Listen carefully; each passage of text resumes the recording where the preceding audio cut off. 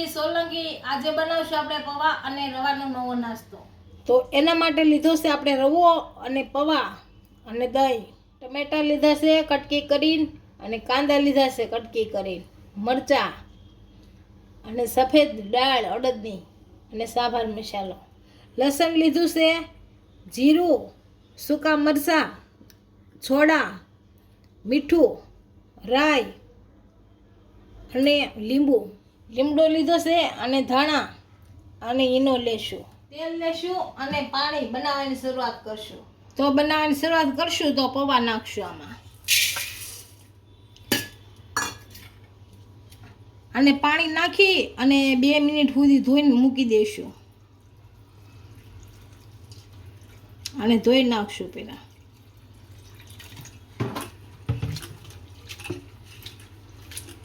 આને હવે 2 થી 3 મિનિટ સુધી ઢાંકીને મૂકી દઈશું। આપણા પૌવા પલળે તો આપણે ચટણી કરી લઈશું। આમાં તેલ નાખીશું। આપણું તેલ સારી રીતના ગરમ થઈ ગયું છે। અડદની દાળ નાખીશું।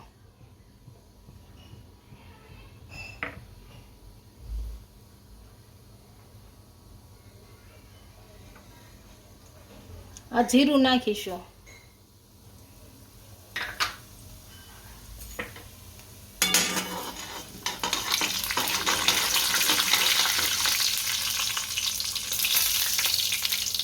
લાલ મરચાં નાખશું સૂકા,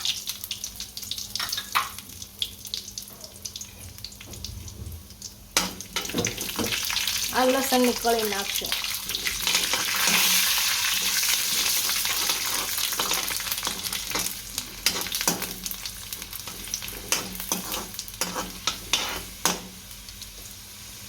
આ કાંદા નાખીશું,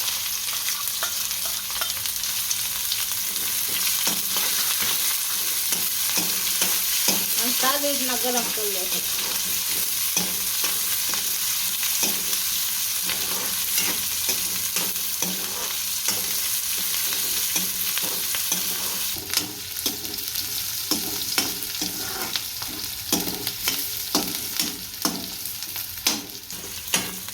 આપણા કાંદા સારી રીતના સડી ગયા છે। આ ટમેટા નાખશું,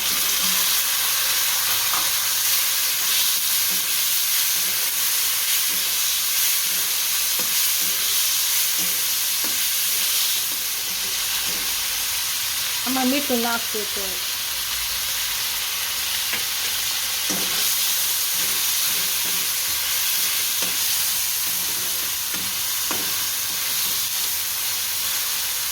સાંભાર મસાલો નાખીને ટમેટાને સડવા દઈશું સારી રીતના।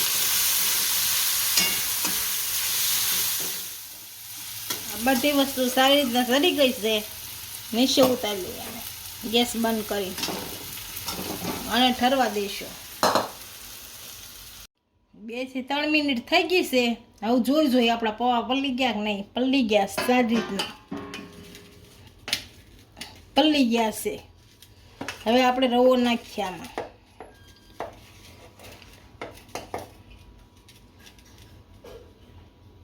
હવે રવો નાખશું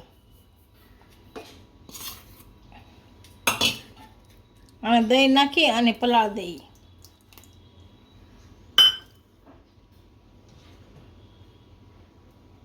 પાણી નાખશું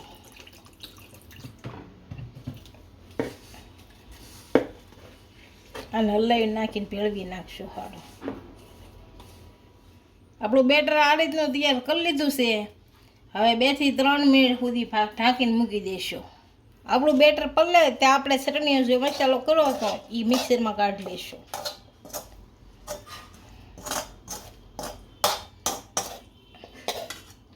અને મિક્સરમાં કાઢી લઈશું। આને આપણે મિક્સરમાં કાઢી લીધું છે। આને થોડોક લીંબુનો રસ નાખશું। લીંબુનો રસ ન નાખવો હોય તો આંબલી નાખો તો પણ ચાલે।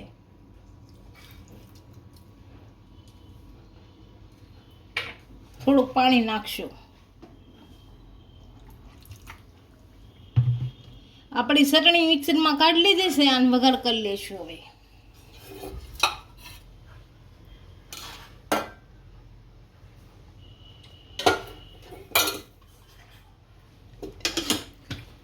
તેલ નાખશું। આપણું તેલ ગરમ થઈ ગયું છે, આમાં આપણે રાઈ નાખશું.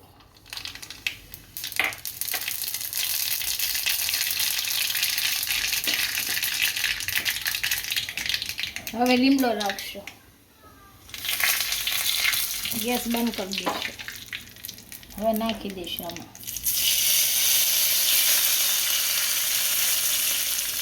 4 થી 5 મિનિટ જેવું થઈ ગયું છે. આને બધું પલળી ગયું છે. આને મિક્સરમાં કાઢી લઈશું. બેટરને આપણે મિક્સરમાં કાઢી લીધું છે. હવે આમાં મીઠું નાખશું.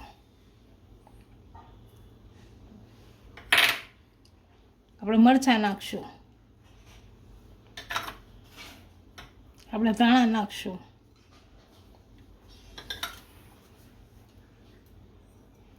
અને સોડા ખાંડ નાખશું. હવે લઈ નાખશું. હાલો,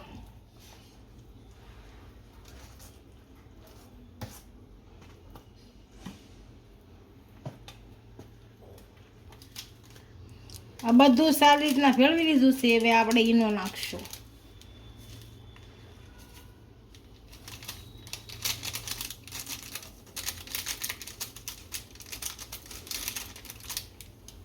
એના ઉપર શેષ પાણી નાખશું. હવે આપણે હલાવશું પાછું. આપણે જેમ હલાવીએ એમ સારું. આપણું બેટર તૈયાર થઈ ગયું છે. આને બનાવી લેશું. હવે આપણે એક ઢોસાની લોટ લીધી છે. આમાં તેલ નાખીશું.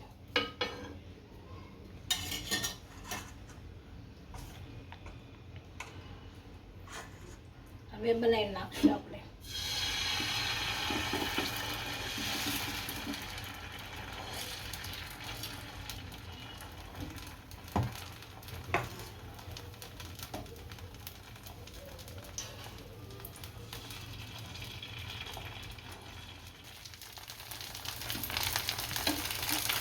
આપણે સડી ગયું લાગે, આમ ફેરવી નાખશું. હવે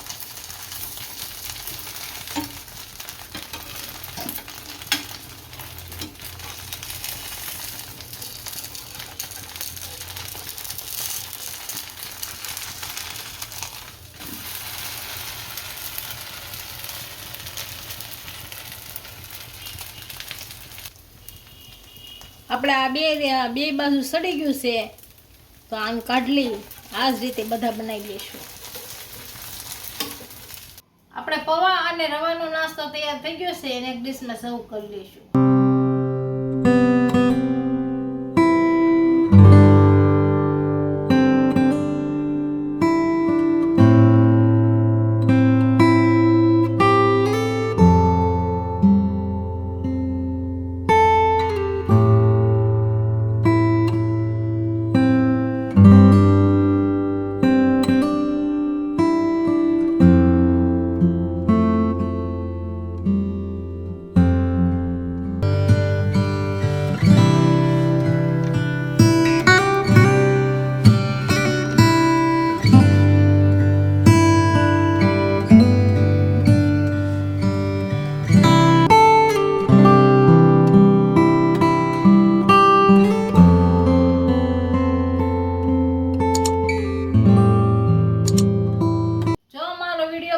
વિડીયોને લાઈક કરી દેજો. ઇન્સ્ટાગ્રામ અને ફેસબુક પર ફોલો કરી દેજો. મળીએ નવા વિડીયો સાથે.